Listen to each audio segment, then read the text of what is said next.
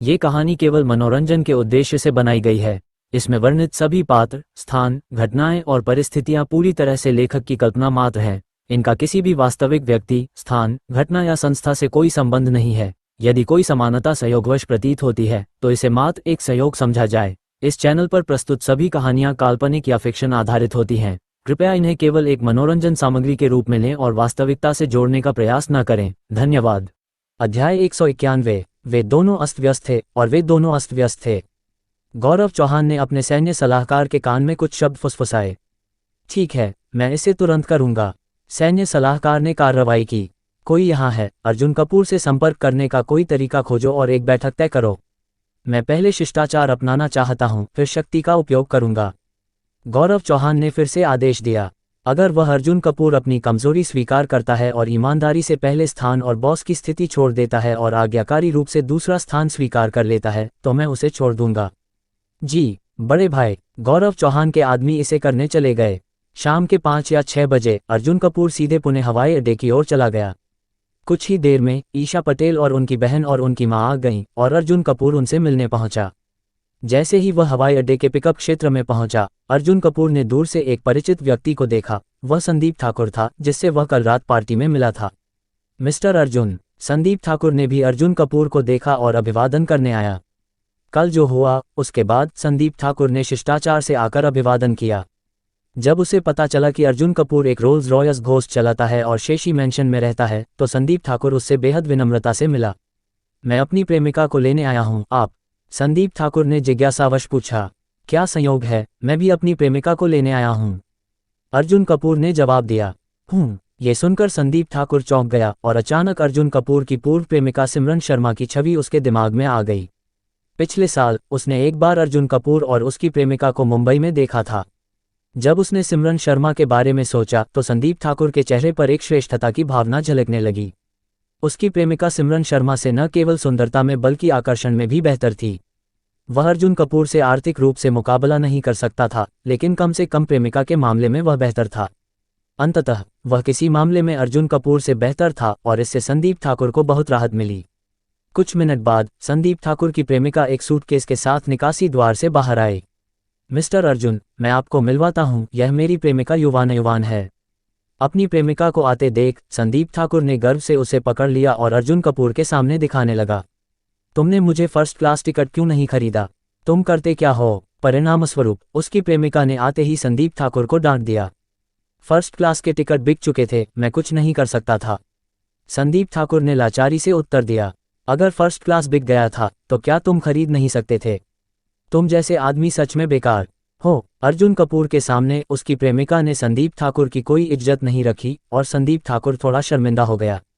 हालांकि उसकी प्रेमिका का स्वभाव खराब था, लेकिन वह सुंदर थी। अर्जुन कपूर को देखते हुए संदीप ठाकुर अभी भी खुद को श्रेष्ठ महसूस कर रहा था। उसी क्षण दूर से एक हलचल हुई और वहां मौजूद कई लोगों की नजर उस ओर गई। वह एक बहुत ही आकर्षक माँ और बेटियों की जोड़ी थी। विशेष रूप से वे दोनों बहनें इतनी सुंदर थीं कि वहां मौजूद अनगिनत लड़कों का ध्यान उन पर गया। यहाँ तक कि संदीप ठाकुर भी दंग रह गया। उसने सोचा था कि उसकी प्रेमिका बहुत सुंदर है, लेकिन इन बहनों के सामने, विशेष रूप से बड़ी बहन के सामने, उसकी प्रेमिका का आकर्षण फीका पड़ गया। अर्जुन। ईशा पटेल ने अर्जुन कपूर को देखा और दौड़कर उसके गले लग गई। ये दृश्य देखकर संदीप ठाकुर की आंखें चौड़ी हो गईं। यह क्या हो रहा है?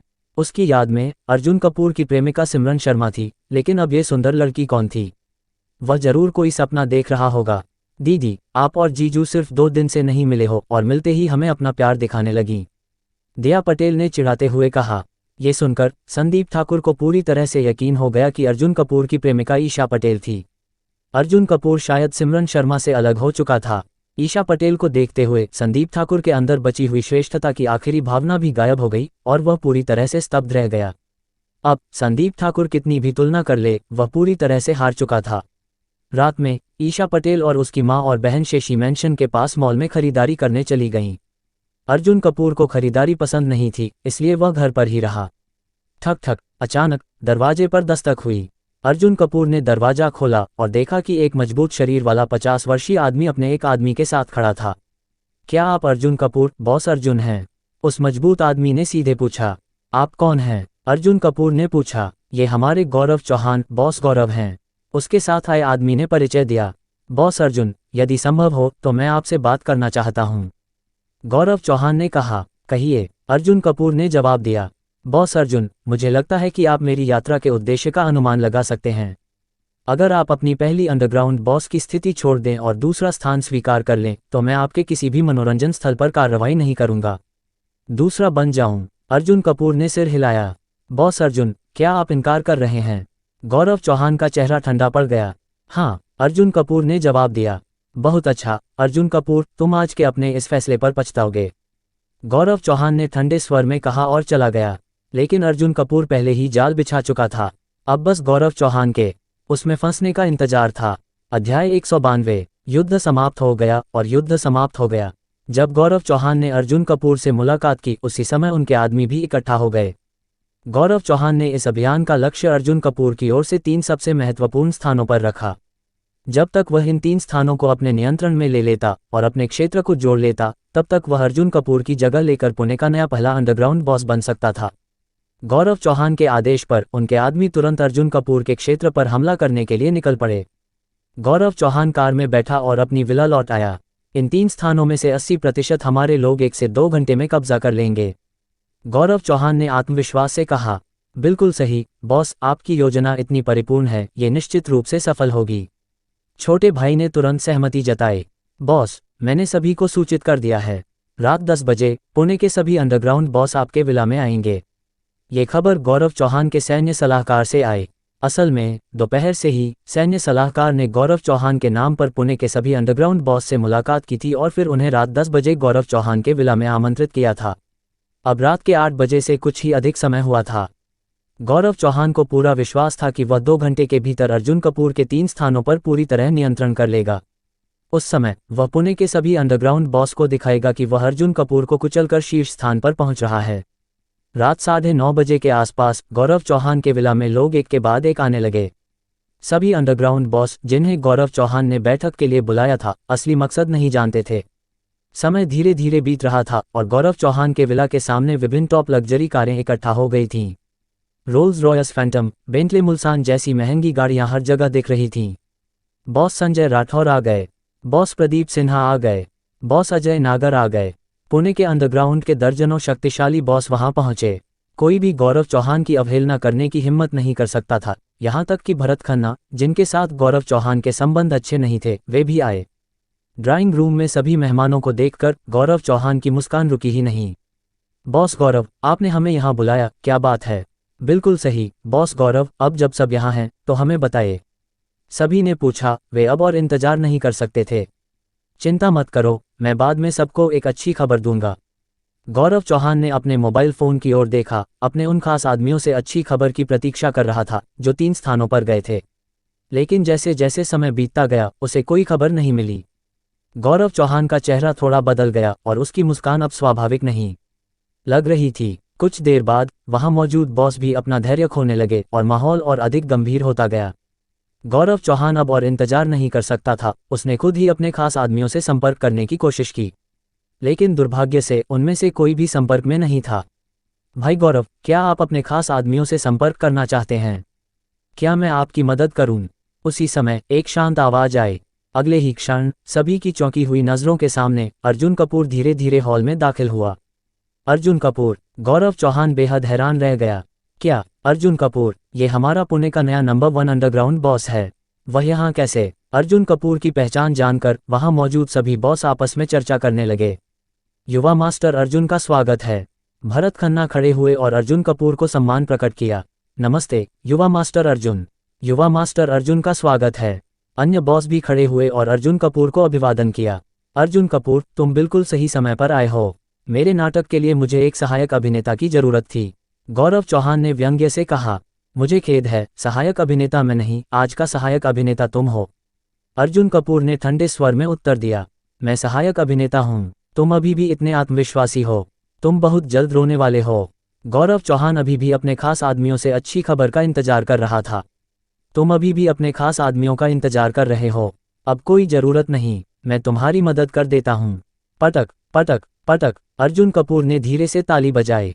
गौरव चौहान के कई खास आदमी जो अर्जुन कपूर के 3 स्थानों पर हमला करने गए थे, नवरक्षा सिक्योरिटी ग्रुप के बॉडीगार्ड्स द्वारा बंधे हुए अंदर लाए गए और फर्श पर गिरा दिए गए। ये दृश्य देखते ही गौरव चौहान का चेहरा राख जैसा पड़ गया। ये कैसे हुआ? अब गौरव चौहान पूरी तरह से समझ गया कि उसकी सभी योजनाएं विफल हो गई हैं। बड़े भाई गौरव, आपने ये क्या किया? सही कहा, सभी को मिलकर पैसा कमाना चाहिए। बड़े भाई गौरव, आखिर आप करना क्या चाहते थे? अब सभी विरोध गौरव चौहान पर केंद्रित हो गए और अर्जुन कपूर सभी की प्रशंसा का पात्र बन गया। अर्जुन कपूर, मैं तुम्हें मार डालूंगा। गौरव चौहान पागल हो गया और अर्जुन कपूर पर हमला करने के लिए दौड़ा, लेकिन अर्जुन कपूर ने एक किक मारी और गौरव चौहान दूर जा गिरा। गौरव चौहान ने समझ लिया कि वह पूरी तरह हार चुका है। बॉस, गौरव चौहान के सभी लोग काबू में कर लिए गए हैं। नवरक्षा सिक्योरिटी ग्रुप के लोगों ने आकर अर्जुन कपूर को सूचना दी। अब से हम सब मास्टर अर्जुन के आदेश मानेंगे। हम सब मास्टर अर्जुन का सम्मान करते हैं। मास्टर अर्जुन ही हमारे सभी के बॉस हैं। सभी अंडरग्राउंड बॉस ने खड़े होकर अर्जुन कपूर को प्रणाम किया। अर्जुन कपूर ने पुणे के सभी अंडरग्राउंड बॉस को पूरी तरह से जीत लिया और पहले अंडरग्राउंड बॉस के रूप में अपनी स्थिति को मजबूत कर लिया। अध्याय 193। वे दोनों व्यस्त थे और दोनों पक्ष व्यस्त थे। अर्जुन कपूर ने सिर हिलाया, फिर हाथ हिलाकर सभी को बैठने के लिए कहा। मैं बस ये जोर देना चाहता हूं कि पुणे में मैं कमजोरों को नहीं सताऊंगा। हम सब मिलकर पैसा कमाएंगे और हम सब सौहार्दपूर्वक पैसा कमाएंगे। अर्जुन कपूर ने कहा कि सबसे महत्वपूर्ण बात लोगों के दिलों को शांत करना और स्थिति को स्थिर करना है। मिस्टर अर्जुन की दृष्टि शानदार है। मैं मिस्टर अर्जुन के चरित्र की सराहना करता हूं। मिस्टर अर्जुन का कहना कि हम सब सौहार्दपूर्वक पैसा कमा सकते हैं बहुत उचित है। अर्जुन कपूर की बातें सुनकर वहां मौजूद कई बड़े लोग गहराई से प्रभावित हुए।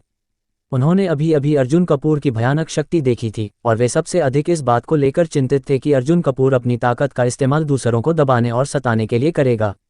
लेकिन मौके पर अर्जुन कपूर की कई बातों ने तुरंत उन्हें आश्वस्त कर दिया और साथ ही उन्होंने अर्जुन कपूर की बहुत प्रशंसा की।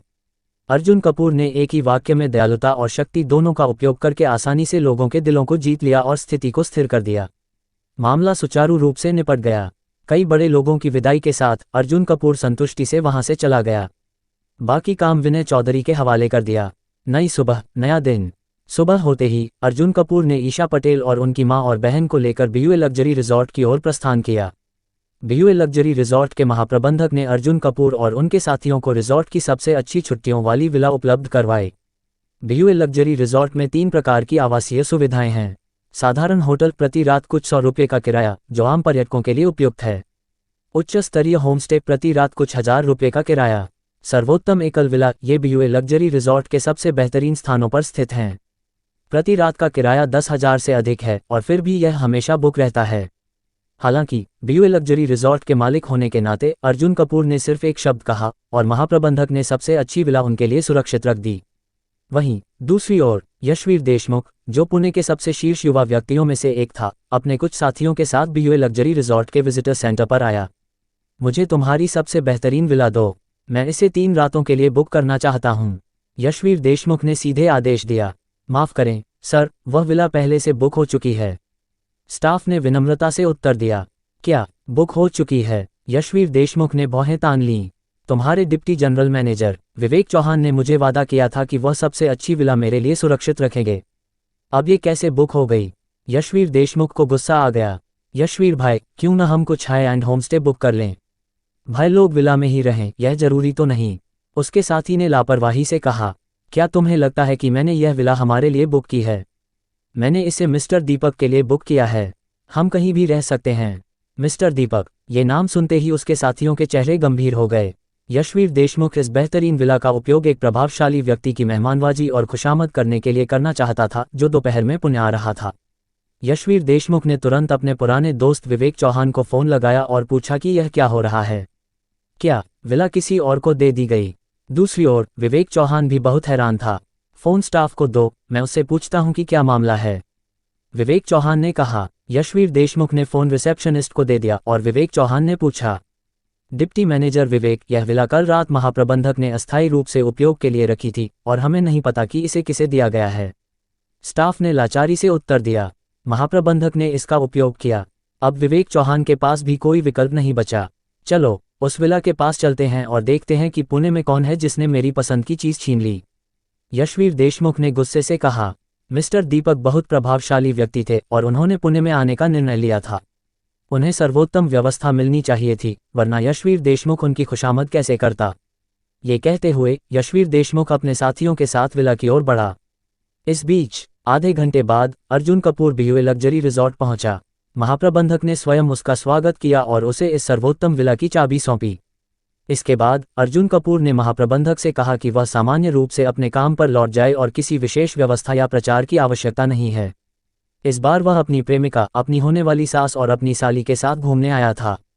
वह काम का निरीक्षण करने नहीं आया था।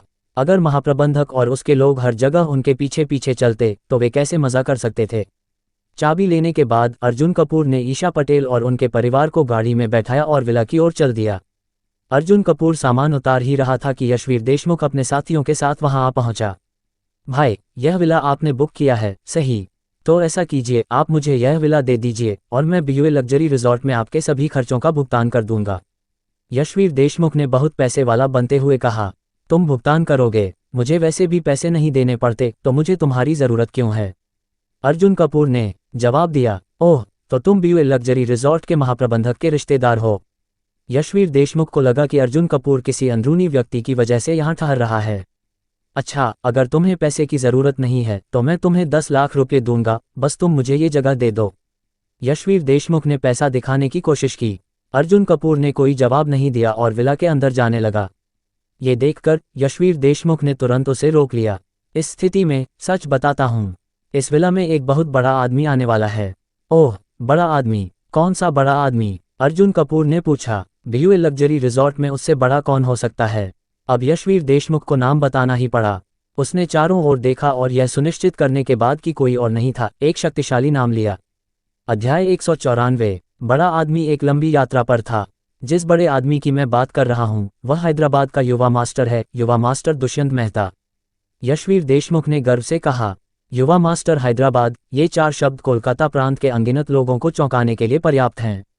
जब यशवीर देशमुख को लगा कि अर्जुन कपूर यह सुनकर डर जाएगा कि वह किस बड़े आदमी की बात कर रहा है, तब अर्जुन कपूर ने शांत भाव से उत्तर दिया। तच, मैंने सोचा था कि ये दिल्ली से कोई युवा मास्टर होगा, लेकिन ये तो हैदराबाद का युवा मास्टर निकला। उबाओ, वह तो हैदराबाद के अमीर रेड्डी परिवार को भी गिराने की योजना बना चुका था, तो उसे इस हैदराबाद के युवा मास्टर की क्या परवाह होगी। अगले ही पल यशवीर देशमुख के प्रतिक्रिया देने से पहले ही अर्जुन कपूर ने अपना सामान उठाया और सीधे विला के अंदर चला गया, फिर दरवाजा बंद कर लिया। धड़ाम, यशवीर देशमुख को अर्जुन कपूर ने बाहर छोड़ दिया। यशवीर देशमुख गुस्से में आग बबूला हो गया और चिल्लाने ही वाला था कि अचानक उसका फोन बज उठा। यशवीर देशमुख ने फोन उठाकर देखा, ये दुष्यंत मेहता का कॉल था। मैं आधे घंटे में बीयूए लग्जरी रिजॉर्ट की विला पर पहुंच रहा हूं, जो तुमने बताई थी। यशवीर देशमुख ने फोन उठाया और एक चौंकाने वाली खबर सुनी। दुष्यंत मेहता, जिसे दोपहर में आना था, अब जल्दी आ रहा था और अभी तक उसने विला का इंतजाम नहीं किया था। रुको मेरे लिए। अर्जुन कपूर के विला की ओर गुस्से से देखते हुए यशवीर देशमुख जल्दी से अपने साथियों के साथ वहां से निकल गया। विला अभी हासिल नहीं हो सका था और दुष्यंत मेहता जल्द ही आने वाला था। यशवीर देशमुख के पास कोई और विकल्प नहीं था, इसलिए उसने दुष्यंत मेहता के लिए एक हाई एंड होमस्टे की व्यवस्था कर दी। उधर दूसरी ओर 1 घंटे बाद जब अर्जुन कपूर और बाकी लोग अभी भी विला में सामान व्यवस्थित कर रहे थे, तभी उसका छोटा भाई रोहन यादव आ गया। परसों रात रोहन यादव ने अपने पिता से सुना था कि बॉस शहर में आ रहा है, लेकिन क्योंकि बॉस बिजनेस डिस्कस कर रहा था, इसलिए रोहन यादव ने उसे परेशान नहीं किया। कल सब कुछ तय हो जाने के बाद रोहन यादव ने अर्जुन कपूर से मिलने आने का फैसला किया और जब उसे पता चला कि वह आज बीयूए लग्जरी रिजॉर्ट जा रहा है, तो वह भी वहां आ गया। वह इस जगह को बहुत अच्छी तरह से जानता था और उसने अर्जुन कपूर को कुछ दिलचस्प गतिविधियों की सिफारिश की। बॉस, बीयूए लग्जरी रिजॉर्ट का राफ्टिंग और ओपन एयर बारबेक्यू बहुत शानदार है, आपको जरूर आजमाना चाहिए, रोहन यादव ने खास तौर पर सुझाव दिया। राफ्टिंग? अर्जुन कपूर तुरंत उत्साहित हो गया, उसने अभी तक राफ्टिंग नहीं की थी। हाँ बॉस, बीयूए लग्जरी रिजॉर्ट की राफ्टिंग बहुत मज़ेदार है, मैं आपको वहां ले जाऊंगा, रोहन यादव ने उत्सुकता से सुझाव दिया। तभी ईशा पटेल, उनकी मां और दिया पटेल अपना सामान व्यवस्थित करके कमरे से बाहर आ गए। ईशा पटेल और दिया पटेल दोनों युवा थीं, तो उन्हें राफ्टिंग करने में कोई आपत्ति नहीं थी, लेकिन ईशा पटेल की मां उम्रदराज थी, इसलिए ये कहना मुश्किल था कि वह खेल पाएंगी या नहीं। अंततः उन्होंने निर्णय लिया कि जब वे राफ्टिंग स्थल पर पहुंचेंगे तो वहां की स्थिति देखकर फैसला करेंगे। मुकाबला शुरू होने से पहले रोहन यादव के नेतृत्व में अर्जुन कपूर और उसके दोस्त विला से निकलकर सीधे राफ्टिंग स्थल की ओर चल दिए। लेकिन बीच रास्ते में उनका सामना यशवीर देशमुख और उसके साथियों से हो गया, जो एक युवा व्यक्ति से घिरे हुए थे। ये युवा व्यक्ति दुष्यंत मेहता यानी हैदराबाद का सबसे बड़ा युवा मास्टर था। अर्जुन कपूर को देखते ही यशवीर देशमुख चौंक गया। मिस्टर दीपक, यही वह आदमी है जो आपकी इज्जत नहीं करता। ये कहने के बाद यशवीर देशमुख तुरंत अर्जुन कपूर की ओर बढ़ा। पुणे के एक युवा व्यक्ति के रूप में रोहन यादव स्वाभाविक रूप से यशवीर देशमुख को जानता था। यशवीर देशमुख की मंशा बुरी थी, ये देखते ही रोहन यादव तुरंत सामने आ गया। यशवीर देशमुख, तुम क्या करने जा रहे हो? रोहन यादव ने पूछा। मैंने अभी तक तुमसे नहीं पूछा कि तुम क्या कर रहे हो। यशवीर देशमुख ने पलटकर जवाब दिया। तुम मेरे बड़े भाई की ओर इतनी आक्रामकता से आ रहे हो और मुझसे पूछ रहे हो कि मैं क्या करने जा रहा हूं। क्या यह आदमी तुम्हारा बड़ा भाई है? यशवीर देशमुख थोड़ा हैरान था। तुमने कहा था कि तुम सिर्फ एक महान रेसिंग मास्टर को अपना बड़ा भाई बनाओगे, तो फिर तुमने इस आम आदमी को कैसे चुन लिया? रोहन यादव को यह सुनकर गुस्सा आ गया। आम आदमी? क्या तुम्हारी आंखें खराब हो गई हैं? मेरे बड़े भाई की ड्राइविंग स्किल कोलकाता प्रांत में अद्वितीय है और तुम कह रहे हो कि वह आम आदमी है। रुको एक मिनट। इसी समय दुष्यंत मेहता, जो अब तक कुछ नहीं बोला था, अचानक रुका। क्या तुम कह रहे हो कि तुम्हारा बड़ा भाई कोलकाता प्रांत का ड्राइविंग गॉड है? दुष्यंत मेहता ने जानबूझकर पूछा। हाँ, रोहन यादव ने आत्मविश्वास से उत्तर दिया। बहुत बढ़िया, दुष्यंत मेहता ने उत्साहपूर्वक कहा और तुरंत अर्जुन कपूर की ओर बढ़ा। मुझे सुना है कि तुम कोलकाता प्रांत के ड्राइविंग गॉड हो। संयोग से मैं हैदराबाद का ड्राइविंग गॉड हूँ। आओ देखते हैं कि कौन बेहतर है। दुष्यंत मेहता ने चुनौती दी। कोई दिलचस्पी नहीं, अर्जुन कपूर ने सीधे इनकार कर दिया। लेकिन तभी सिस्टम की आवाज आई। डिंग, मिशन जारी। दुष्यंत मेहता की चुनौती स्वीकार करो और उसे दिखाओ कि असली कार गॉड कौन है। मिशन समय 12 घंटे के भीतर। मिशन इनाम 12 पॉइंट्स की वृद्धि। इस बार सिस्टम ने सीधे 12 पॉइंट्स की वृद्धि दी थी। ठीक है, हम रेसिंग कर सकते हैं, लेकिन अभी नहीं। दोपहर के खाने के बाद 1 बजे हम रेसिंग करेंगे। अध्याय 195। दोनों पक्ष लंबे समय से संघर्ष कर रहे थे। अगर मैं हार गया तो मैं तुम्हें अपनी टॉप सुपरकार पगानी हुआयरा इमोलो रोडस्टर दूंगा, जो पूरे विश्व में केवल 10 यूनिट तक सीमित है। दीपक मेहता ने कहा। क्या मिस्टर दीपक अपनी पगानी हुआयरा इमोलो रोडस्टर को दांव पर लगाने वाले हैं? एक सुपरकार जो पूरी दुनिया में केवल 10 यूनिट तक सीमित है? मेरे भगवान, क्या ये शर्त बहुत बड़ी नहीं है? पगानी हुआयरा इमोलो रोडस्टर की कीमत 40 मिलियन से अधिक है। दीपक मेहता की बात सुनकर यशवीर देशमुख और बाकी लोग दंग रह गए। ये तो बहुत बड़ा दांव था। ये सुनकर रोहन यादव भी चौंक गया। भाई, यह आदमी बहुत बड़ा खेल खेल रहा है। वह अपनी पगानी हुआयरा इमोलो रोडस्टर, जो दुनिया में केवल 10 यूनिट तक सीमित और 40 मिलियन से अधिक कीमत की है, उसे पुरस्कार में रख रहा है। ये तो पागलपन है। दीपक मेहता ने आत्मविश्वास से अर्जुन कपूर की ओर देखा और पूछा। अर्जुन कपूर, मेरी शर्त ठीक है, अब तुम क्या दांव पर लगाओगे? ये पगानी हुआयरा इमोलो रोडस्टर उसकी सबसे बेहतरीन और महंगी सुपरकार थी। वह ये कार दांव पर लगाने की हिम्मत सिर्फ इसलिए कर रहा था क्योंकि उसे अपनी ड्राइविंग स्किल्स पर पूरा भरोसा था। इसके अलावा अगर उसने इतनी बड़ी कार दांव पर लगाई थी, तो अर्जुन कपूर को भी कोई top level world class supercar लगानी होगी ताकि यह मुकाबला न्यायसंगत बने। आखिरकार यह आदमी कोलकाता प्रांत का कार गॉड कहलाता है, तो निश्चित रूप से इसके पास भी कोई टॉप सुपरकार होगी। अगर उसने आसानी से यह रेस जीत ली तो उसके पास 2 वर्ल्ड क्लास सुपरकार्स होंगी, जिससे वह हैदराबाद में लंबे समय तक अपनी धाक जमा सकता है। दीपक मेहता के पुरस्कार को जानकर अर्जुन कपूर संतोषपूर्वक सिर हिलाया। वैसे भी वह घर में रखी स्पोर्ट्स कारों से ऊब चुका था। अब जब दीपक मेहता इतनी उत्सुकता और खुशी से अपनी पगानी हुआयरा इमोलो रोडस्टर उसे देख रहा था, तो वह मना क्यों करता। मैं अपनी एस्टन मार्टिन 1-77 को दांव पर लगाऊंगा। अर्जुन कपूर ने थोड़ी देर सोचकर जवाब दिया। एस्टन मार्टिन 177, जो दुनिया में केवल 77 यूनिट्स तक सीमित है और जिसकी कीमत 47 मिलियन है। हे भगवान, मैंने नहीं सोचा था कि अर्जुन कपूर इतना प्रभावशाली होगा। उसके पास एस्टन मार्टिन 1-77 जैसी टॉप सुपरकार है। अब तो मुकाबला बहुत दिलचस्प हो गया। लोग आपस में बातें करने लगे। हालांकि अर्जुन कपूर की एस्टन मार्टिन 1-77 दुनिया में 77 यूनिट्स तक सीमित थी, जबकि दीपक मेहता की पगानी हुआयरा इमोलो रोडस्टर सिर्फ 10 यूनिट तक सीमित थी। लेकिन कीमत के हिसाब से देखा जाए तो पगानी हुआयरा इमोलो रोडस्टर लगभग 40 मिलियन की थी, जबकि एस्टन मार्टिन 177 की कीमत 47 मिलियन थी। मतलब किसी का कोई नुकसान नहीं था। तुम्हारे पास एस्टन मार्टिन 177 है, ये बहुत अच्छी बात है। दीपक मेहता के चेहरे पर बड़ी मुस्कान फैल गई। बहुत जल्द ये कार मेरी होगी। तो तय रहा, दोपहर 1 बजे बीयूए लग्जरी रिजॉर्ट के सामने मिलते हैं। दीपक मेहता ने मुस्कुराते हुए कहा। तय रहा। अर्जुन कपूर ने हल्के से सिर हिलाया। चलो। अर्जुन कपूर को एक गहरी नज़र डालने के बाद दीपक मेहता वहां से चला गया। राफ्टिंग स्थल पर। बॉस, ये दीपक मेहता इतना आसान आदमी नहीं लग रहा, मैं पहले जाकर कुछ जानकारी निकालता हूँ, रोहन यादव ने कहा और बिना अर्जुन कपूर के जवाब का इंतजार किए तुरंत वहां से निकल गया। आंटी, ईशा, चलो चलते हैं। अर्जुन कपूर ने ईशा पटेल और उनके परिवार से कहा। क्या मुझे अपने संपर्कों से दीपक मेहता की जानकारी निकालनी चाहिए? ईशा पटेल ने सोचा समझा सवाल किया। कोई जरूरत नहीं, अर्जुन कपूर ने आश्वासन दिया। उसे इस मामले की पूरी जानकारी थी। सिस्टम द्वारा दी गई टॉप ड्राइविंग स्किल्स कोई साधारण चीज नहीं थी।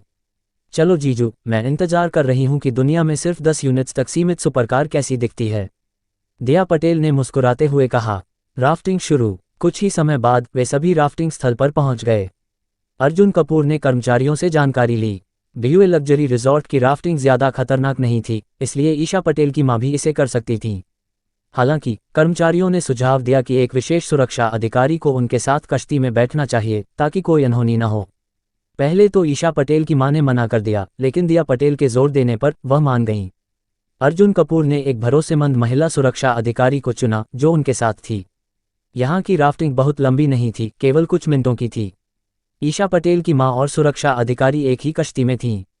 लेकिन अर्जुन कपूर, ईशा पटेल और दिया पटेल की जोड़ी अच्छी तरह से तय नहीं हो पा रही थी।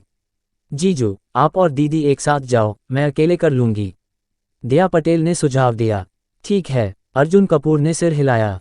सभी लोग लाइफ जैकेट पहनकर पानी में उतरे। राफ्टिंग के दौरान अचानक दिया पटेल ने शरारत से कहा, जीजू, दीदी, तुम दोनों गए काम से। इसके बाद उसने अपनी पानी की बंदूक निकाल ली और अर्जुन कपूर पर हमला कर दिया। राफ्टिंग का असली मजा पानी की लड़ाई में था, लेकिन थोड़ी देर में अर्जुन कपूर ने भी जवाब दिया। उसने 4 और पानी की बंदूकें खरीदी और अब दिया पटेल पर हमला किया। जीजू, मैं हार मानती हूँ, दिया पटेल ने जल्दी से आत्मसमर्पण कर दिया। लेकिन इस हंगामे के बीच अर्जुन कपूर को एहसास नहीं हुआ कि उसकी और ईशा पटेल की पोशाक भीग चुकी थी।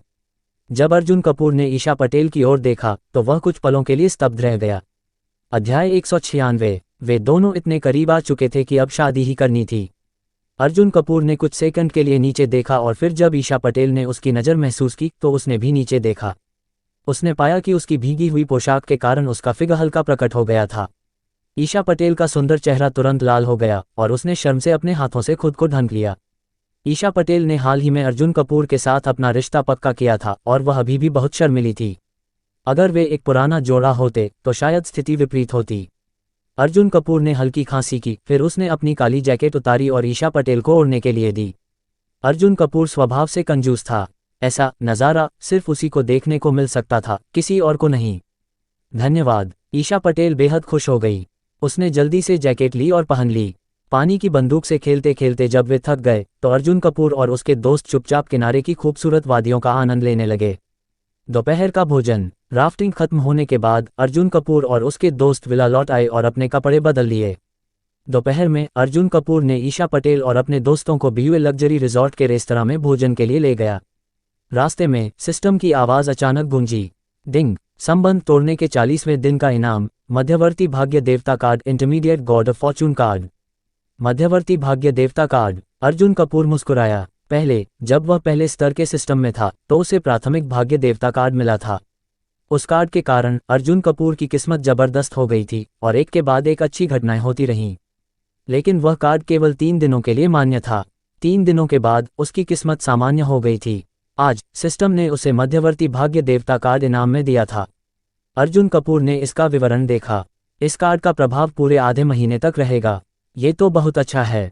अब अर्जुन कपूर को आधे महीने तक जबरदस्त किस्मत मिलेगी और इसके कई तरह के लाभ भी होंगे।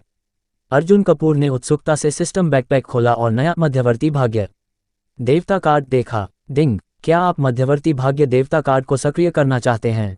हाँ, नहीं। अर्जुन कपूर ने तुरंत हाँ का चयन किया। डिंग। मध्यवर्ती भाग्य देवता कार्ड सक्रिय हो रहा है। काउंटडाउन 14 दिन 23 घंटे 59 मिनट। खुशनसीबी का असर। कुछ मिनट बाद अर्जुन कपूर और ईशा पटेल, उनकी मां और दिया पटेल बीयूए लग्जरी रिजॉर्ट के रेस्तरां पहुंचे। वहां आमतौर पर बहुत भीड़ होती थी और खाने के लिए लंबी लाइन लगती थी। लेकिन जैसे ही अर्जुन कपूर और उसके दोस्त पहुंचे, कई टेबल खाली हो गईं क्योंकि वहां बैठे मेहमान अभी अभी खाकर गए थे। अर्जुन कपूर को अपनी बॉस वाली विशेष सुविधाओं का इस्तेमाल करने की भी जरूरत नहीं पड़ी। उसे कतार में नहीं लगना पड़ा और वह खिड़की के पास सबसे बेहतरीन जगह पर बैठ गया, जहां से बाहर का खूबसूरत नज़ारा दिख रहा था। भाग्य देवता कार्ड वाकई काम कर रहा है, अर्जुन कपूर ने मन में सोचा। अब जब मेरी किस्मत इतनी अच्छी है और यह छोटी छोटी चीज़ों में झलक रही है, तो बड़ी चीज़ों में यह और ज़्यादा काम करेगी। रेस का समय नज़दीक, दोपहर 12:30 बजे भोजन करने के बाद वे वापस विला लौट आए। थोड़ी देर आराम करने के बाद Arjun Kapoor BUA luxury resort villa के गेट पर जाने की तैयारी करने लगा, ताकि दुष्यंत मेहता के साथ रेसिंग प्रतियोगिता पूरी कर सके। उसी समय ईशा पटेल की मां ने दोपहर की झपकी लेने का फैसला किया, लेकिन ईशा पटेल और दिया पटेल अर्जुन कपूर के साथ जाना चाहती थीं। ईशा पटेल को अर्जुन कपूर की चिंता थी। अगर वह हैदराबाद का युवा मास्टर अपनी हैसियत के बल पर कोई परेशानी खड़ी कर दे तो, अगर सच में कोई खतरा हुआ तो वह तुरंत अपने पिता को फ़ोन करेगी। और दिया पटेल को सिर्फ मज़े लेने थे और वह अपने जीजू के लिए चीयर करना चाहती थी। ठीक है, अर्जुन कपूर ने सहमति दे दी। फिर वह दोनों को लेकर विला के गेट पर पहुंचा, रेस शुरू होने से पहले। इस समय दुष्यंत मेहता, यशवीर देशमुख, रोहन यादव और अन्य लोग पहले से ही BUA लग्जरी रिजॉर्ट के सामने इंतजार कर रहे थे। असल में दुष्यंत मेहता और उसके दोस्त 12:30 बजे ही आ गए थे। वह इतना उत्साहित था कि उसकी पूरी बॉडी रोमांच से कांप रही थी। बहुत जल्द यह एस्टन मार्टिन 1-77 उसकी होने वाली थी। मिस्टर दीपक, क्या आप हमें अपनी एस्टन मार्टिन 177 में बैठने देंगे? हाँ मिस्टर दीपक, हमने कभी इतनी शानदार कार में सफ़र नहीं किया। हमें भी देखने दीजिए मिस्टर दीपक। यशवीर देशमुख और बाकी लोग खुशामद करने लगे। चिंता मत करो, सब हो जाएगा। बस मुझे एस्टन मार्टिन 1-77 मिल जाए। रेस शुरू होने से पहले ही दुष्यंत मेहता और उसके दोस्त उसकी जीत का जश्न मनाने की योजना बना रहे थे। हद है, अभी से जश्न मना रहे हो, लेकिन जब मेरे बड़े भाई से हारोगे तो रोगे। रोहन यादव ने ताना मारा। हम हारेंगे, मजाक कर रहे हो। अब सच्चाई बताता हूँ, दुष्यंत मेहता एक पेशेवर रेसिंग ड्राइवर है। उसने कई बार राष्ट्रीय प्रतियोगिताओं में रनअप का खिताब जीता है। यशवीर देशमुख और उसके साथी गर्व से बोले। क्या पेशेवर रेसिंग ड्राइवर, और उसने राष्ट्रीय प्रतियोगिताओं में रनअप जीता? रोहन यादव तुरंत गंभीर हो गया। अब समझ आया कि दुष्यंत मेहता को अपनी जीत पर इतना भरोसा क्यों था। कहीं अर्जुन कपूर डरकर तो नहीं भाग गया?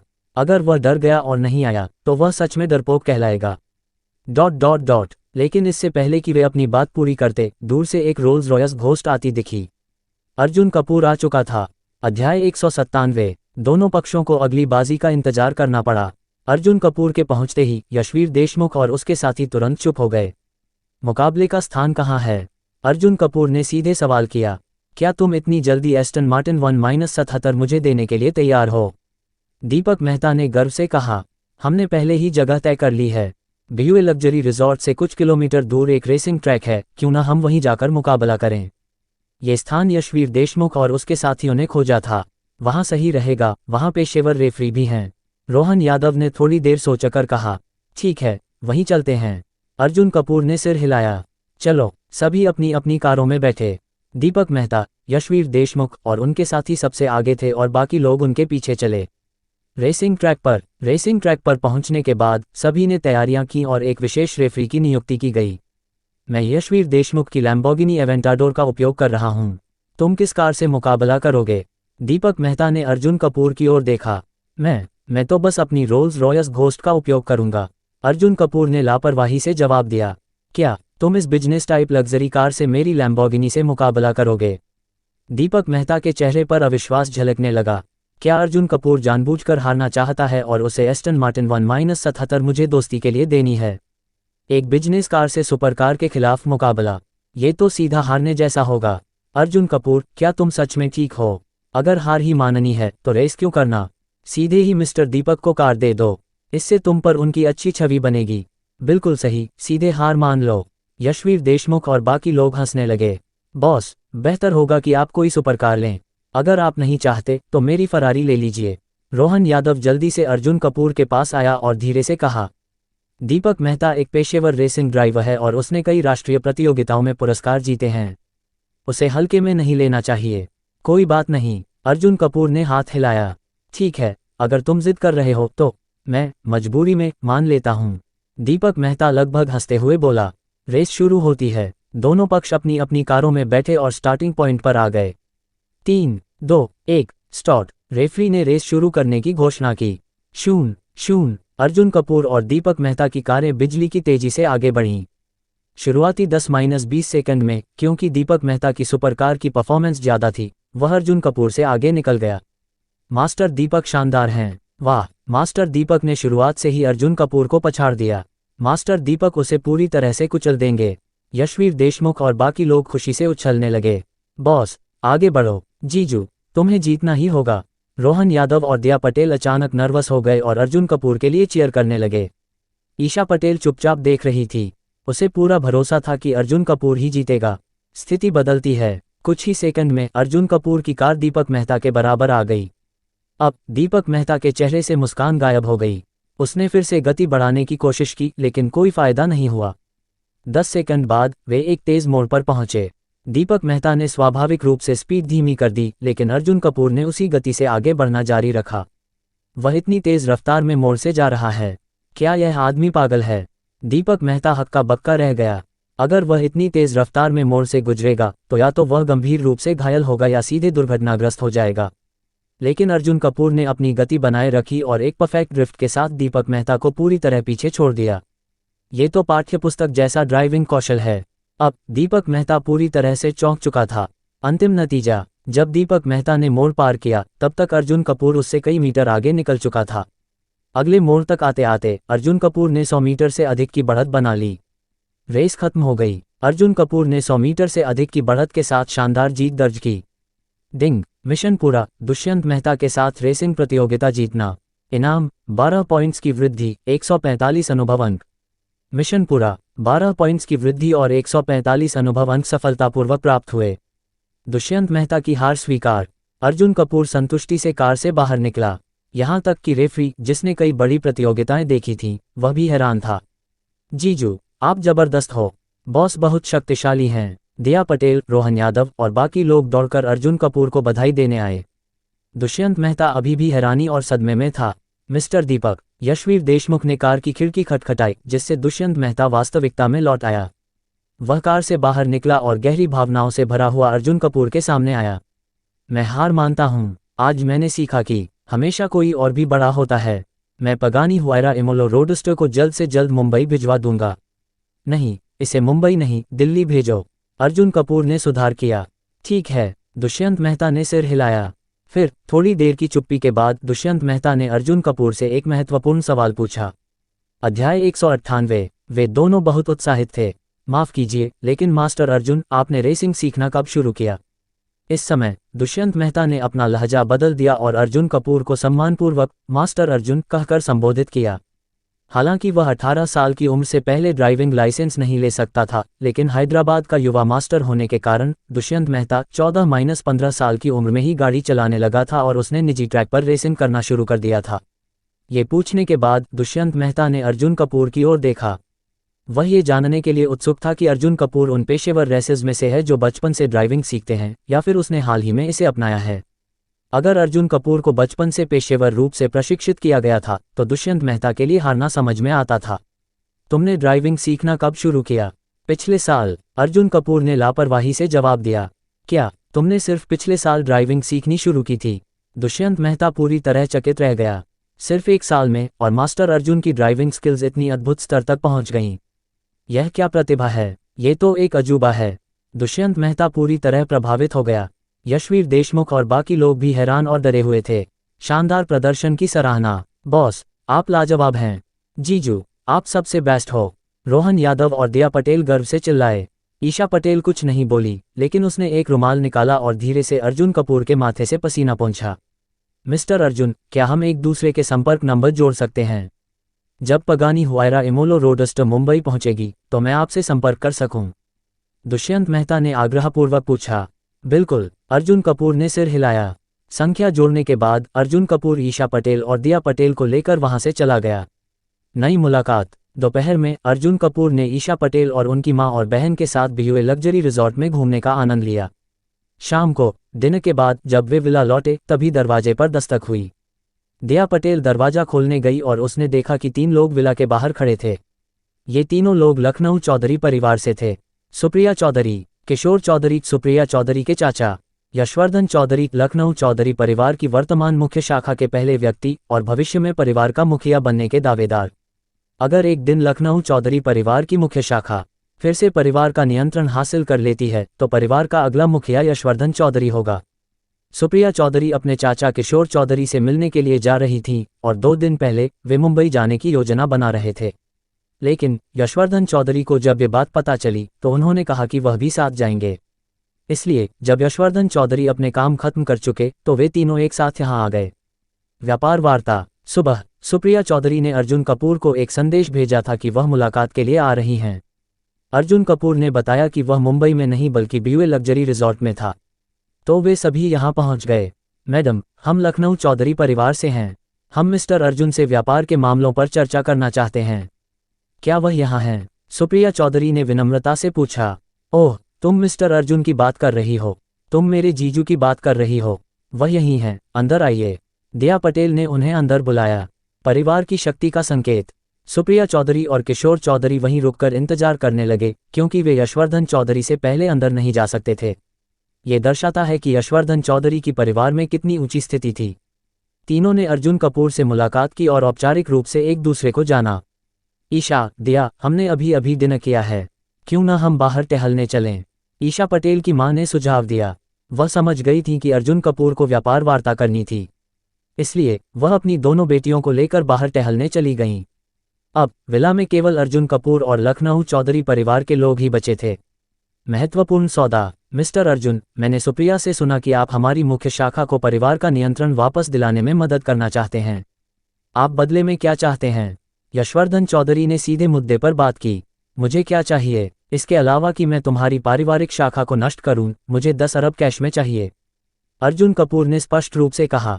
लखनऊ चौधरी परिवार की साइड ब्रांच ने कपूर परिवार की मदद करने की गुस्ताखी की थी, लेकिन बिजनेस डील में कोई भी सीधे अपनी न्यूनतम मांग नहीं बताता। इसलिए अर्जुन कपूर ने जानबूझकर 10 अरब मांगे। 10 अरब बहुत ज्यादा है, हम 5 अरब दे सकते हैं। यशवर्धन चौधरी ने कहा। 5 अरब बहुत कम है, 7 अरब। अर्जुन कपूर ने कहा। ठीक है, हम 6 अरब कैश देंगे। यशवर्धन चौधरी ने दृढ़ता से कहा। ठीक है। अर्जुन कपूर ने शर्माते हुए सहमति जताई, लेकिन अंदर से वह बहुत खुश था। अचानक बाहर हंगामा। तभी बाहर से शोर सुनाई दिया। मिस्टर अर्जुन, बाहर आइए। मिस्टर अर्जुन, बाहर आइए। अर्जुन कपूर और बाकी लोग हैरान रह गए। क्या हो रहा था? अर्जुन कपूर ने दरवाजा खोला और जो नज़ारा देखा उसे देखकर वह स्तब्ध रह गया। अध्याय 199। युवा। मास्टर दुष्यंत मेहता बिना शर्ट के अर्जुन कपूर के विला के सामने घुटनों के बल बैठा था। उसकी पीठ पर कई मोटी टहनियां बंधी हुई थीं और वह आधा झुका हुआ अर्जुन कपूर के विला के बाहर खड़ा था। उसके बगल में यशवीर देशमुख और उसके साथी घबराए हुए खड़े थे। न केवल अर्जुन कपूर बल्कि यशवर्धन चौधरी और सुप्रिया चौधरी जो उसके पीछे थे, वे भी दुष्यंत मेहता के इस अजीब प्रदर्शन को देखकर स्तब्ध रह गए। मिस्टर अर्जुन, मैं आज की घटनाओं के लिए आपसे माफ़ी मांगता हूँ। मैं कुएं का मेढक था जो आपसे रेसिंग में मुकाबला करने की कोशिश कर रहा था। मुझे सच में यह नहीं पता था कि आसमान कितना ऊंचा है और धरती कितनी गहरी। दुष्यंत मेहता ने अर्जुन कपूर की ओर जोर से कहा। आधुनिक तरीके से माफ़ी मांगना? ये क्या है? दुष्यंत मेहता की बातें और उसके अजीब प्रदर्शन को देखकर अर्जुन कपूर तुरंत समझ गया कि यह आदमी कांटों की शाखा लेकर माफ़ी मांगने का आधुनिक संस्करण कर रहा था। ये तो हद से ज़्यादा अजीब है। इंटरनेट पर दिखाए गए ऐसे मजाक और नकली तस्वीरों को वह सिर्फ मजाक समझता था, लेकिन उसे क्या पता था कि हकीकत में भी ऐसे लोग होते हैं। यशवर्धन चौधरी, सुप्रिया चौधरी और किशोर चौधरी भी धीरे धीरे दुष्यंत मेहता की मंशा समझ गए। आजकल के युवा सच में हद से बाहर हो गए हैं। यशवर्धन चौधरी ने नापसंदगी के साथ बुदबुदाया। मिस्टर अर्जुन, हमारे बॉस जो कि हैदराबाद के सबसे बड़े युवा मास्टर हैं, उन्होंने खुद झुककर माफ़ी मांगी है। हाँ, कृपया हमारे बॉस को माफ़ कर दें मिस्टर अर्जुन। यशवीर देशमुख और बाकी लोग भी दुष्यंत मेहता के लिए माफ़ी मांगने लगे। हैदराबाद का सबसे बड़ा युवा मास्टर? क्या यह आदमी जो घुटनों के बल बैठा है, यह हैदराबाद का सबसे बड़ा युवा मास्टर है? यशवर्धन चौधरी की आंखें फटी की फटी रह गईं। ये पहचान इतनी बड़ी थी कि वह खुद भी इसे नाराज करने की हिम्मत नहीं कर सकते थे। उनका चौधरी परिवार हैदराबाद के सबसे बड़े और अमीर परिवारों के सामने कुछ भी नहीं था। ये सच में वही युवा मास्टर है जो हैदराबाद में सबसे ताकतवर परिवार से आता है। अब की बार यशवर्धन चौधरी की आश्चर्य की भावना पूरी तरह अलग थी। हैदराबाद का सबसे बड़ा युवा मास्टर, जिसकी प्रतिष्ठा इतनी ऊंची थी कि उसका खुद उनके सामने घुटनों पर बैठकर माफी मांगना। ओह भगवान, अर्जुन कपूर कितने बड़े आदमी हैं। अब यशवर्धन चौधरी को अर्जुन कपूर को हल्के में लेने की गलती का एहसास हो चुका था। असली मकसद, मिस्टर अर्जुन, कृपया मुझे अपना शिष्य बना लीजिए। आज से मैं पूरी तरह से आपके प्रति समर्पित रहूंगा। दुष्यंत मेहता ने आखिरकार अपनी असली मंशा बता दी। वह अर्जुन कपूर का शिष्य बनना चाहता था और उनसे ड्राइविंग स्किल्स सीखना चाहता था। सच्चाई का खुलासा, हालांकि पहले वह खुद को हैदराबाद का ड्राइविंग गॉड कहता था, लेकिन असलियत में वह हैदराबाद के सभी युवा मास्टर्स में टॉप 20 में भी नहीं था। जब वह लखनऊ आया तो उसने झूठी बढ़ाई कर दी और खुद को हैदराबाद का ड्राइविंग गॉड घोषित कर दिया। लेकिन जब उसने अर्जुन कपूर की असली ड्राइविंग स्किल्स देखी तो वह पूरी तरह से चौंक गया। अगर अर्जुन कपूर हैदराबाद में होते तो वह न केवल टॉप 3 में आते बल्कि शायद सबसे ऊपर होते। अर्जुन कपूर का जवाब, मुझे पता है कि तुम माफी मांग रहे हो, लेकिन शिष्य बनने वाली बात भूल जाओ। अर्जुन कपूर ने हाथ हिलाकर मना कर दिया। उसके पास नए शिष्य को सिखाने का कोई समय नहीं था। दुष्यंत मेहता को गहरी निराशा हुई, लेकिन उसका दिमाग तेजी से चला और उसने एक नया विचार सोचा। अगर आप मुझे शिष्य नहीं बनाएंगे तो क्या आप मुझे अपना छोटा भाई बना सकते हैं? मैं चाहता हूं कि मास्टर अर्जुन मेरे बॉस बने और मैं आपको हैदराबाद के फेयू सुपरकार एसोसिएशन का उपाध्यक्ष बनने का सम्मान देता हूं। फेयू सुपरकार एसोसिएशन, फेयू सुपरकार एसोसिएशन, यह क्या है? अर्जुन कपूर ने उत्सुकता से पूछा। मास्टर अर्जुन, यह एक ऐसी एसोसिएशन है जिसमें लगभग 100 सुपरकार प्रेमी शामिल हैं और यह हैदराबाद की शीर्ष 6 सुपरकार एसोसिएशनों में से एक है। दुष्यंत मेहता ने जल्दी से समझाया। अर्जुन कपूर सोच में पड़ गया। सिस्टम का नया मिशन, डिंग, अस्थायी मिशन जारी। दुष्यंत मेहता को छोटा भाई बनाओ, फेयू सुपरकार एसोसिएशन के उपाध्यक्ष बनो और हैदराबाद में अपनी नेटवर्किंग बढ़ाओ और वहां के सबसे बड़े रेड्डी परिवार के खिलाफ योजना बनाओ। इनाम, top level ball skills, basketball, football और बैडमिंटन। इनाम, 142 अनुभव अंक। अर्जुन कपूर का निर्णय, इस बार सिस्टम का इनाम अच्छा था, लेकिन अर्जुन कपूर ने खुद मिशन के महत्व को प्राथमिकता दी। अब तक कपूर परिवार की स्थिति स्थिर हो गई थी और अर्जुन कपूर के पास पर्याप्त पूंजी थी। अब वह हैदराबाद के सबसे बड़े रेड्डी परिवार के खिलाफ कदम उठा सकता था। अगर वह फेयू सुपरकार एसोसिएशन का उपाध्यक्ष बनता है तो वह हैदराबाद में अपनी नेटवर्किंग तेजी से बढ़ा सकता है। अर्जुन कपूर की स्वीकृति, ठीक है, मैं सहमत हूं। अर्जुन कपूर ने सिर हिलाया। धन्यवाद मिस्टर अर्जुन। नहीं, धन्यवाद बॉस। दुष्यंत मेहता तुरंत बॉस कहने लगा। डिंग, मिशन पूरा। इनाम, top ball skills, basketball, football, badminton. 142 अनुभव अंक प्राप्त हुए। यशवर्धन चौधरी का व्यवहार बदलता है। अर्जुन कपूर वापस विला आया, लेकिन जैसे ही वह अंदर आया, यशवर्धन चौधरी, जो पहले थोड़ा अहंकारी था, अब पूरी तरह बदल गया। अब वह अर्जुन कपूर से पूरी तरह सम्मानपूर्वक व्यवहार करने लगा। अध्याय 200। दोनों पक्षों ने सहयोग करने पर सहमति जताई और दोनों पक्षों ने सहयोग करने पर सहमति जताई। मिस्टर अर्जुन, मुझे आपकी क्षमता पर विश्वास है, कृपया हमारी मदद करें।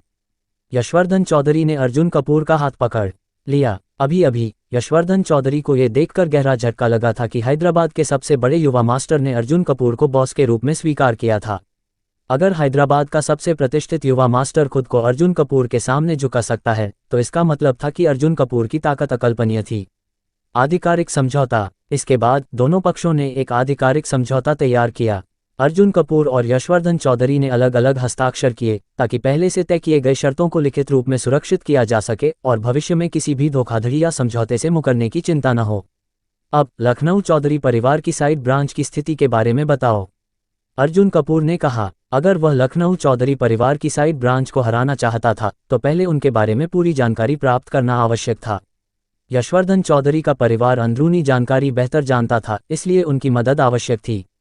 लखनऊ चौधरी परिवार की प्रमुख संपत्तियां। ठीक है, यशवर्धन चौधरी ने सिर हिलाया और अर्जुन कपूर को जानकारी देना शुरू किया।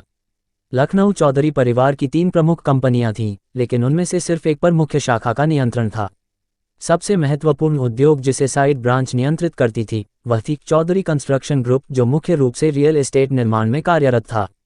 मुख्य रणनीति। अगर चौधरी कंस्ट्रक्शन ग्रुप का नियंत्रण मुख्य शाखा द्वारा वापस ले लिया जाता है तो साइड ब्रांच पूरी तरह से कमजोर हो जाएगी। इसके बाद चौधरी परिवार और कपूर परिवार के बीच का गठबंधन टूट जाएगा और वह दिन आएगा जब कपूर परिवार पूरी तरह से बर्बाद हो जाएगा। तो लखनऊ चौधरी परिवार की साइड ब्रांच का सबसे बड़ा उद्योग कंस्ट्रक्शन है। अर्जुन कपूर ने धीरे से बुदबुदाया। अब उसे यह समझ में आ गया कि साइड ब्रांच किस प्रकार कपूर परिवार की मदद करने वाली थी। अगर चौधरी कंस्ट्रक्शन ग्रुप उनके नियंत्रण में था तो वे निश्चित रूप से रियल एस्टेट उद्योग से हमला करेंगे। यंगताई रियल एस्टेट ग्रुप निश्चित रूप से उनका पहला निशाना बनेगा। चालाकी भरी योजना। अर्जुन कपूर के दिमाग में तुरंत एक योजना बन गई। यंगताई रियल एस्टेट ग्रुप को एक चारा की तरह इस्तेमाल किया जाएगा ताकि लखनऊ चौधरी परिवार की साइड ब्रांच का ध्यान आकर्षित किया जा सके। जब साइड ब्रांच पूरी तरह से यंगताई रियल एस्टेट ग्रुप पर केंद्रित हो जाएगी, तब मुख्य शाखा और अर्जुन कपूर चुपचाप उनके सबसे महत्वपूर्ण संसाधन चौधरी कंस्ट्रक्शन ग्रुप को हथिया लेंगे। अगर side branch Chaudhary construction group का नियंत्रण खो देती है तो वे पूरी तरह कमजोर हो जाएंगे और कपूर परिवार की मदद नहीं कर पाएंगे। लाभ हानि का विश्लेषण। इस प्रक्रिया में यंगताई रियल एस्टेट ग्रुप को कुछ नुकसान होगा, लेकिन ये ज्यादा मायने नहीं रखता। यशवर्धन चौधरी ने वादा किया था कि अगर योजना सफल रही तो वे अर्जुन कपूर को 7 अरब की धनराशि देंगे। 7 अरब सीधे अर्जुन कपूर के खाते में जाएंगे, जबकि यंगताई रियल एस्टेट ग्रुप का नुकसान सभी शेयरधारकों द्वारा साझा किया जाएगा। इसलिए यह एक स्मार्ट सौदा था। योजना को अंतिम रूप देना। अर्जुन कपूर और यशवर्धन चौधरी ने लगभग आधे घंटे तक चर्चा की। इसके बाद यशवर्धन चौधरी, सुप्रिया चौधरी और किशोर चौधरी लखनऊ लौट गए ताकि योजना को अमल में लाने की तैयारी कर सकें। हालांकि अर्जुन कपूर ने अभी तक यंगताई रियल एस्टेट ग्रुप के वरिष्ठ अधिकारियों से संपर्क नहीं किया। अगर यंगताई रियल एस्टेट ग्रुप को चारा की तरह इस्तेमाल करना था तो उन्हें अप्राकृतिक तरीके से तैयार नहीं किया जाना चाहिए। दुष्यंत मेहता से मुलाकात। इसके बाद अर्जुन कपूर दुष्यंत मेहता के हाई एंड होमस्टे पर पहुंचा। दुष्यंत मेहता और उसके साथी झट से खड़े हो गए और अर्जुन कपूर का स्वागत किया। बॉस, मैं जल्द से जल्द हैदराबाद वापस लौटूंगा और आपके फेव सुपरकार एसोसिएशन के उपाध्यक्ष बनने की प्रक्रिया को पूरा करूंगा। दुष्यंत मेहता ने वादा किया। उपाध्यक्ष बनने से कोई फायदा नहीं है।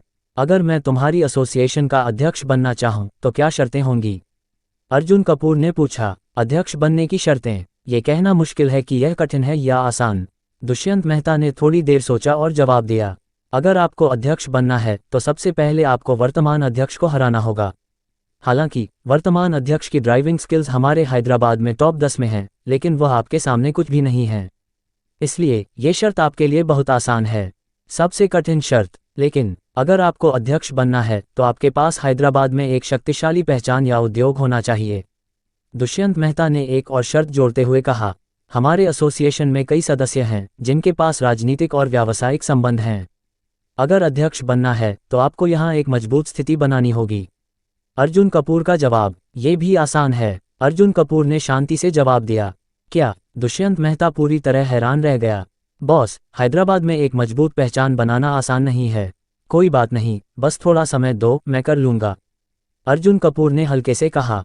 गुल्प गुल्प। दुष्यंत मेहता और उसके साथी स्तब्ध रह गए। बॉस महान हैं। अब दुष्यंत मेहता सिर्फ अर्जुन कपूर की ड्राइविंग स्किल्स का सम्मान नहीं करता था, बल्कि उनकी ताकत और वित्तीय शक्ति का भी प्रशंसक बन चुका था। इसके बाद अर्जुन कपूर और दुष्यंत मेहता ने हैदराबाद के अन्य विषयों पर चर्चा की। इस बीच दुष्यंत मेहता ने गलती से एक बेहद महत्वपूर्ण जानकारी का खुलासा कर दिया।